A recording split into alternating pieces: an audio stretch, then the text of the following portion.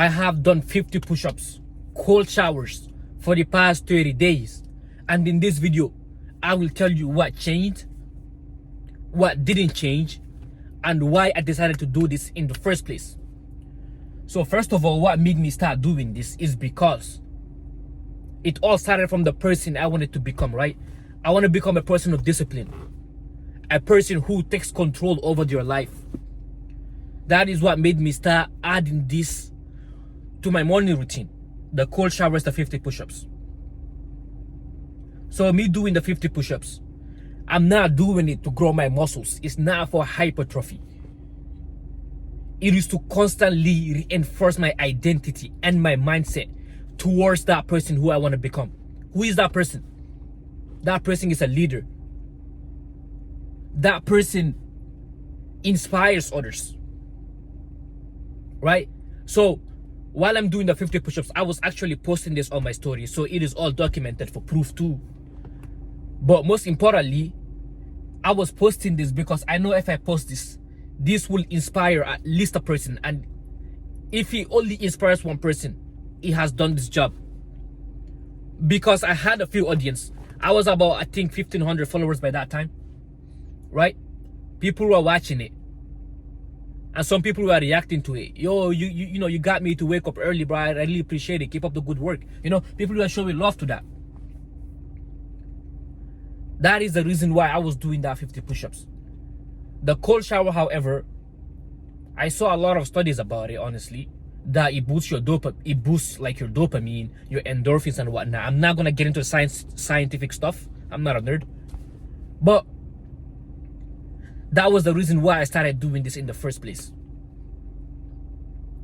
And my first day doing this, when I turned on the cold water, I was there like looking at it, like I can feel the coldness, like, right? I can feel it.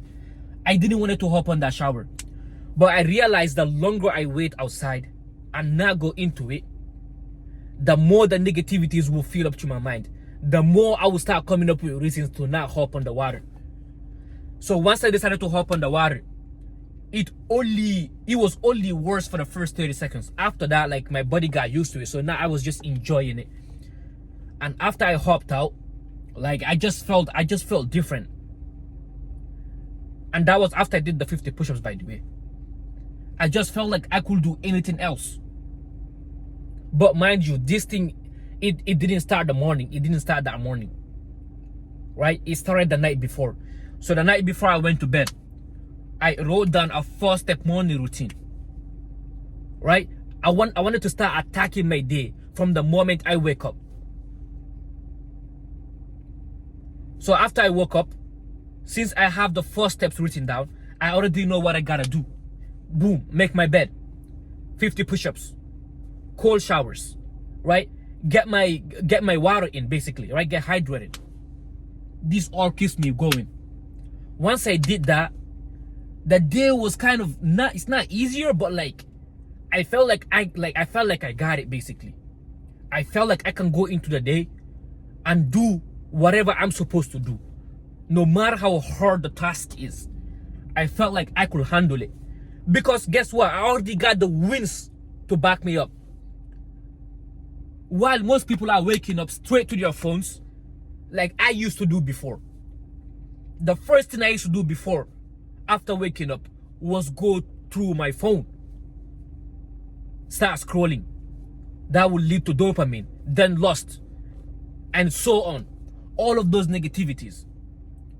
But if you wake up with a purpose, if you wake up knowing what you're supposed to do, it is not easy to drift away from that. But if you wake up mindlessly without knowing what you're supposed to do, you're gonna end up scrolling. You're gonna end up chasing the endless dopamine. That is not even good for you. That is even fake. I was using this constant dopamine to fill in a void in my heart. I thought less of myself. So for me to distract myself, I would chase the endless dopamine. But those negative thoughts will always come back to haunt me once I'm alone again. And the cycle was just like that. It was until I decided, okay, now it's time to take control. It's time to be responsible. And now I'm inspiring few other men to do that, to do the same thing. Right? I have few clients who are following the same steps, and they're seeing progress, and their mental well-being is actually great. And if this video can inspire one person to start taking control over your life, to overcome lust and dopamine, it has done its job. I have achieved my goal. Just one person. If this video can inspire one person, it has done its job. But anyways, the things that didn't change was the low motivation, right? I wasn't motivated every single day to wake up at 6:30 and do that push-up and do the cold shower. I wasn't motivated to do that. It was hard at times. It was hard. But I know that is the only way I will feel fulfilled. I know if I wake up without doing those tasks and I instead chase the endless dopamine, I do not delay gratification. I go straight to my phone, start scrolling.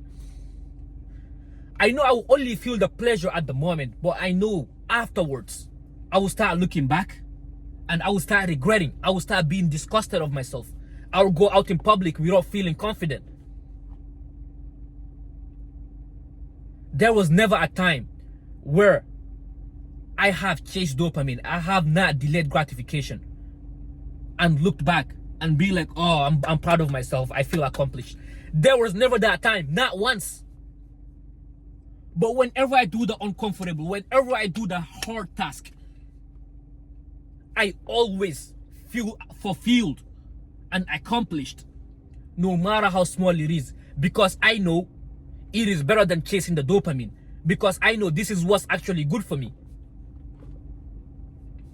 So the motivation will not change. You will not be motivated every single day. But one thing I will tell you is that when you do the things you're supposed to do, the things that you tell yourself you're going to do, there is no way you won't feel confident. There is no way you won't feel better. That is the only way to live life. Put your purpose over your pleasure. Sacrifice the temporary pleasure for your future self, for your future family. And that is what I'm on right now. I do not care how long it takes me. I will stick to pushing myself through the uncomfortable, because I know eventually there will be a breakthrough. Just like there have been in my physique a little bit. When I used to be super skinny, I thought that was just me. That was just my genetics. I mean, it might be, but I knew there was something I could do about it. 1 month, 2 months, no progress.